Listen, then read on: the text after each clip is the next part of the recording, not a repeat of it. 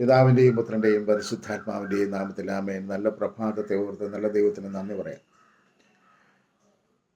മാങ്കുറി അച്ഛൻ അവിടെ ബലി അർപ്പിച്ചു, കർത്താവ് ജയിച്ചു. അതാണ് സത്യം. അവിടെ മാങ്കുറി അച്ഛൻ്റെ വിജയമോ പരാജയമോ ഒരു പ്രശ്നമല്ല. മാങ്കുറി അച്ഛൻ ജയിച്ചില്ല എന്ന് പറയുന്നതിനകത്തും വലിയ കാര്യങ്ങളൊന്നുമില്ല. അദ്ദേഹത്തിന് ബലിയർപ്പിക്കുക എന്നുള്ളത് ജീവിതത്തിൻ്റെ ഏറ്റവും വലിയ കാര്യമാണ്. അതിന് തടസ്സമുണ്ടായിരുന്നത് നീങ്ങി അദ്ദേഹം ബലിയർപ്പിക്കാൻ തുടങ്ങി. കർത്താവിൻ്റെ ഭാഗത്ത് നിന്നുകൊണ്ട് അദ്ദേഹം വിജയം കൊയ്തെടുത്തു. ജനം വന്നു, ബലിയിൽ പങ്കെടുക്കുന്നു. പിന്നെ പോലീസുകാർ വന്നതൊന്നും ഓർത്ത് നമ്മളാരും വിഷമിക്കേണ്ട.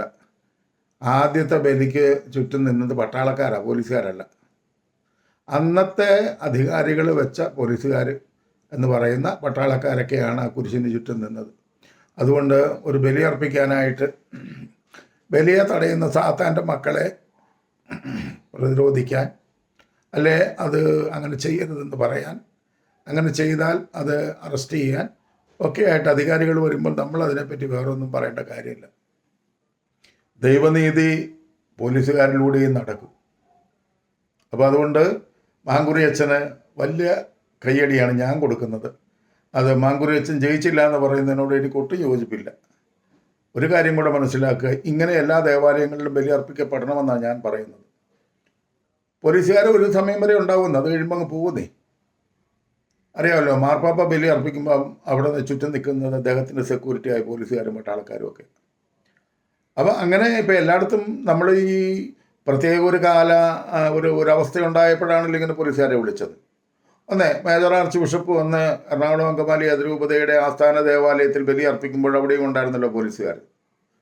അന്നിങ്ങനെയൊന്നും ആരും പറഞ്ഞില്ലല്ലോ, അത് പരാജയമാണെന്നൊന്നും പറഞ്ഞില്ല. അന്ന് ജോർജ് ആലഞ്ചേരി പിതാവ് 3 കുർബാന അവിടെ ചെല്ലുമ്പോഴും പോലീസുകാർ അവിടെ ഉണ്ടായിരുന്നു. അപ്പോൾ നമ്മൾ അതിനെപ്പറ്റി അങ്ങനൊന്നും വിലയിരുത്തണ്ട. ദൈവത്തിൻ്റെ ഹിതം നടക്കാൻ ദൈവം ഭൂമിയിലെ അധികാരികളെ കൂടെ ഉപയോഗിക്കുന്നു. അതുകൊണ്ടാണല്ലോ കോടതികളെല്ലാം ബലിയർപ്പിക്കാനായിട്ട് പുരോഹിതർക്ക് നിർദ്ദേശം കൊടുത്തത്. അതുകൊണ്ട് എൻ്റെ പ്രിയപ്പെട്ട സഹോദരങ്ങളെ, എത്രയും വേഗം ഇങ്ങനെ ഈ തിന്മ പുറത്തു പോകണം, നന്മ ഇവിടെ വളരണം. ഈ നഷ്ടപ്പെട്ട പ്രതാപവും ദൈവകൃപയും നമുക്ക് വീണ്ടെടുക്കണം. അതിനുവേണ്ടി നമുക്ക് കണ്ണുനീരോടെ പ്രാർത്ഥിക്കാം. സഭ പണി തുടങ്ങിയിട്ടുണ്ട്. കുറേ എണ്ണത്തിൻ്റെ കുപ്പായം കീറി തന്നെ വിടണം. ഈ കുപ്പായം ഇനി ഇടാൻ പാടില്ലാത്ത തരത്തിൽ കീറി വിടണം. അതുപോലെ ഈ ഷൈജു ആൻ്റണിയെ പോലുള്ള കുറച്ച് വിഷവിത്തുകളുണ്ട്. അതുങ്ങളെ മാനസാന്തരപ്പെട്ട് വരുമെന്നൊന്നും പ്രതീക്ഷിക്കേണ്ട. അത് ലൂസിഫറിൻ്റെ മാനസാന്തരം മാതിരി മാത്രമേ വരത്തുള്ളൂ. കാരണം എളിമപ്പെടാനായിട്ട് ഇന്നും സാധാരണ എളിമപ്പെട്ടാൽ അവൻ തമ്പുരാൻ്റെ അടുത്ത് വരാൻ സാധിക്കും. എളിമപ്പെടാൻ പറ്റാത്തൊരു വർഗമായി അത് അധപ്പതിച്ചതുപോലെ ഈ ജനവും അങ്ങനെയൊക്കെ തന്നെയാണ്.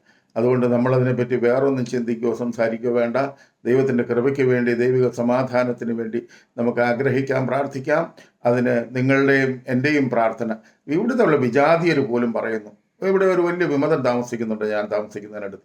ആ വിമതനോട് ഈ വിജാതിയും ചോദിക്കുന്നത്, ഞങ്ങളൊക്കെ നിങ്ങളുടെ മാർപ്പാപ്പയെ ഒത്തിരി ബഹുമാനിക്കുന്നതാണ്. മാർപ്പാപ്പ എന്തെങ്കിലും പറഞ്ഞാൽ അത് വളരെ ശ്രദ്ധയോടെ കേൾക്കുന്ന മനുഷ്യരാണ്. നിങ്ങളെന്താ അദ്ദേഹത്തെ അനുസരിക്കാത്തത്? അപ്പോൾ ഈ വിമതം പറഞ്ഞത്, മാർപ്പാപ്പ തെറ്റാ ചെയ്യുന്നത്, തെറ്റുപറ്റിയെന്നാണ് പറയുന്നത്. ഓക്കെ, മാർപ്പാപ്പയ്ക്ക് തെറ്റുപറ്റിയെങ്കിൽ പിന്നെ എന്നാ പറയാനാ? ഇവരോട് വേറൊന്നും പറയാനൊക്കത്തില്ലല്ലോ. അനുസരണ ബലിയേക്കാൾ ശ്രേഷ്ഠമെന്ന് ഇവരുടെ കയ്യിലിരിക്കുന്ന ബൈബിളിനുമുണ്ട്. മനസ്സിലായാലും മനസ്സിലായില്ലെങ്കിലും അനുസരിച്ച് കൊള്ളാമെന്ന് പറഞ്ഞ പൗരോഹിത്യത്തിൻ്റെ വാഗ്ദാന വചനം ഒന്ന് ശ്രദ്ധിച്ചാൽ നന്നായിരിക്കും.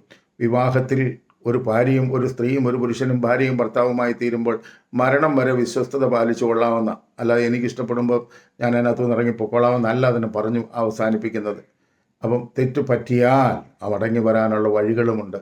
അതെല്ലാം അടച്ചു വേലി കെട്ടിക്കൊണ്ട് തിന്മയുടെ കൂടാരമായി മാറുന്ന ഓരോ പുരോഹിതർക്ക് വേണ്ടി കണ്ണുനീരോടെ പ്രാർത്ഥിക്കാം. ആരും നശിച്ചു പോകാൻ ദൈവം ആഗ്രഹിക്കുന്നില്ല. ദൈവം ഒത്തിരി അവരെ സ്നേഹിക്കുന്നുണ്ട്. അതുകൊണ്ടാണ് പൗരോഹിത്യം കൊടുത്തത്.